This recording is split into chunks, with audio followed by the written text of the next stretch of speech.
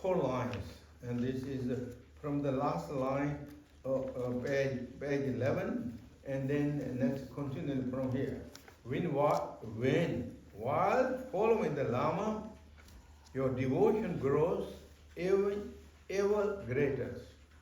And while listening to the teachings, the sublime Dharma, your mind is ever more tamed. And when anger and attachment and aversion gradually decrease, these are the signs that Dharma has excellently benefited to your mind or the practitioners. So those are signs of the achievement and a sign of the realization or sign of that we are practicing. Sign of the way of practicing, not practicing become the intellectual and the kind of record or the history, but really we're putting practice on it to our heart and the practices. This is this teaching. So devotion, what means devotion generally? Of course, we all know devotion, faith and devotion. But devotion, when you have the devotion, that means your confidence is strong. Confidence. When you have confidence that there's no room of the doubt and hesitations, you're determined, you're settled, you're not lingering, not jumping everywhere. You settled. Because it's also contentment. You feel so happy. I don't have to jump. So many this, that, all the things. You feel really happy. So then, when you have that more confidence, then the obstacles cannot interfere in our practices. What those are, I mentioned 3 times, and you all know. Many of you know. A great Master Nagarjuna said, I mean, this is not just in the Nagarjuna's teaching, but other teachings. But the teaching mentioned, to watch out these obstacles. When you don't have the devotion, when you don't have the confidence, what are those? Wild mind. Mind has become restless. Mind is becoming. And then, those are connected with such as come in a different form of the wildness, stressfuls, depressions, anxieties, and all these worries, all those become. Then, next one also could come, I mean, not all can come in the same time or that, but then some degree of the regret, kind of feel bad, feel guilty. And then when you feel guilty, and maybe started blaming yourself or one's own self, or blaming to the others, and become wild. So those are the first and seconds. Wild, and then mind has become, because now mind has become wild. We couldn't control nicely, and then become kind of little bit resentment thoughts, or kind of harsh thoughts. And then even when you're trying to meditate, it becomes more foggy minds. And then maybe kind of become a little more laziness, and the sleepiness, laziness. And then also then started more craving to all the pleasures of the senses, or reflecting the pleasures of the past, bring back, trying to cultivating that in the mind and heart. More heart.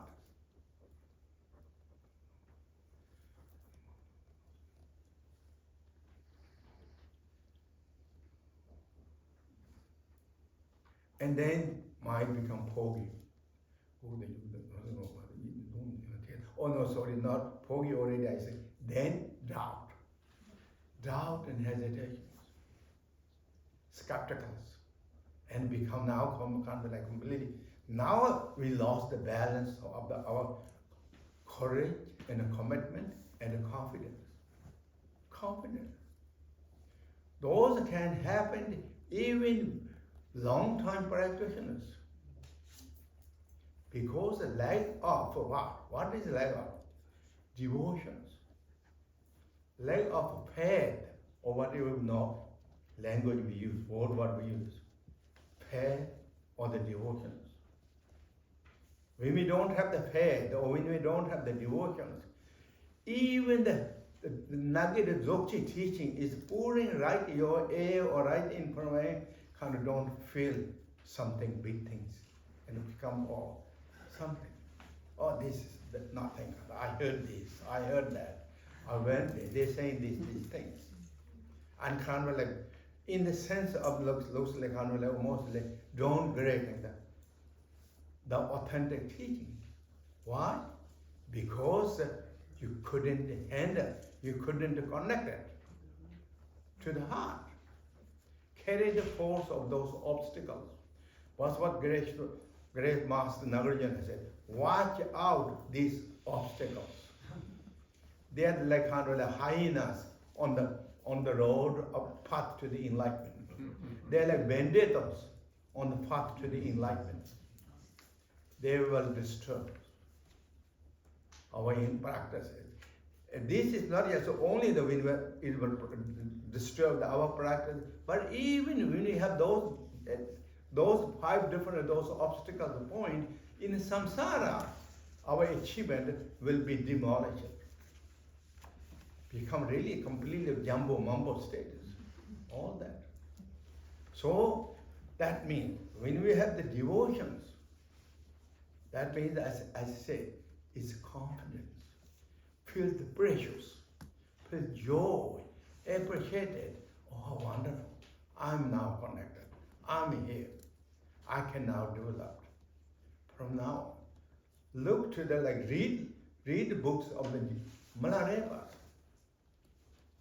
Malarepas, when you read the books of the life story of Malarepa, how devotions to his lineages, to the teachings.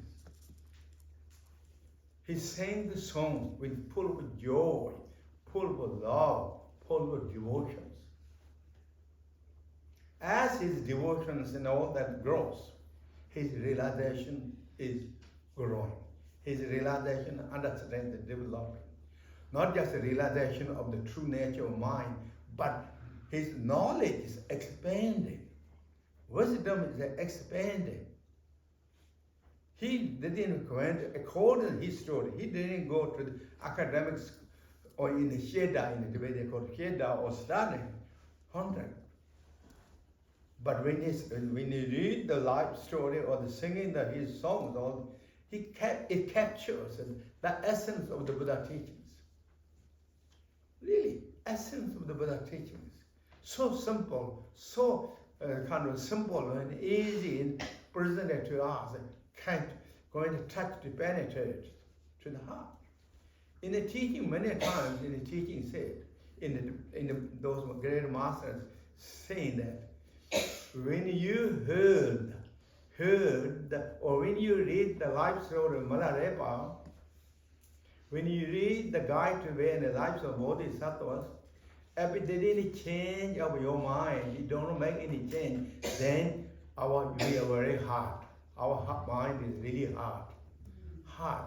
But when you start reading of the life story of the Malarepa and the guide to the way and lives of Bodhisattvas, then it starts to feel something tender to our heart and mind. That means you're ready to settle and to grow. Those are really teachings. That Malarepa's realization started with the one-pointed, unshakable devotions. Then it became the one of the greatest masters and siddhas in the Buddhist stories. So, then that is the sign of the realization. And then, here says the next one is a sign, the second sign of teaching. And as we heard the teaching, Sublime Dharma, your mind is become more tame.